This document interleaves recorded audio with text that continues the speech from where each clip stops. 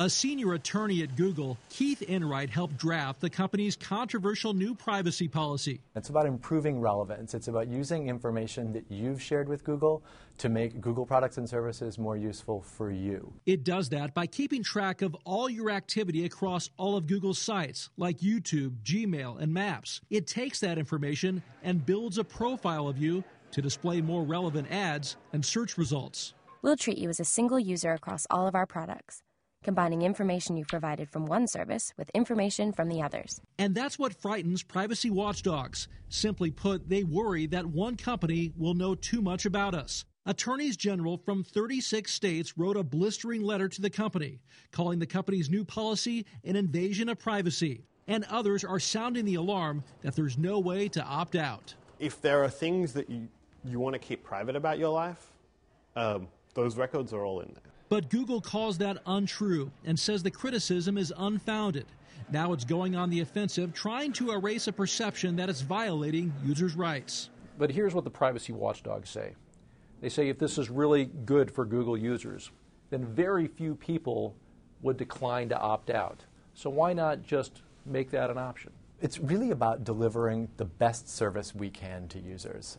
Based on our experience with users, we know that a consistent, seamless experience across all of our products and services is going to deliver the most value for them. Enright points out that users will still have a wide set of privacy controls.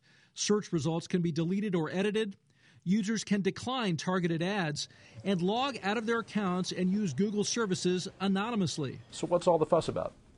I think it's largely based on misperception. I think people think that something is happening that is not in fact happening. Google may only have themselves to blame for some of the skepticism. Last year, it agreed to settle a lawsuit filed by the Federal Trade Commission over charges that the company used deceptive tactics and violated user policy with its now shuttered social network called Buzz. And more recently, Google was found to have circumvented privacy controls on Apple's Safari browser. Missteps that only invited more scrutiny. What we want to do is we want to deliver products that delight users and that they find extremely useful.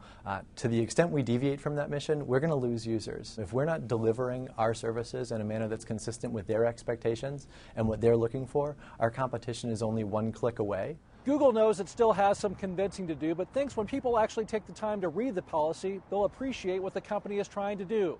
At a time when so many of us are sharing our lives online, Google readily concedes that it's important we know what they're doing with our private information.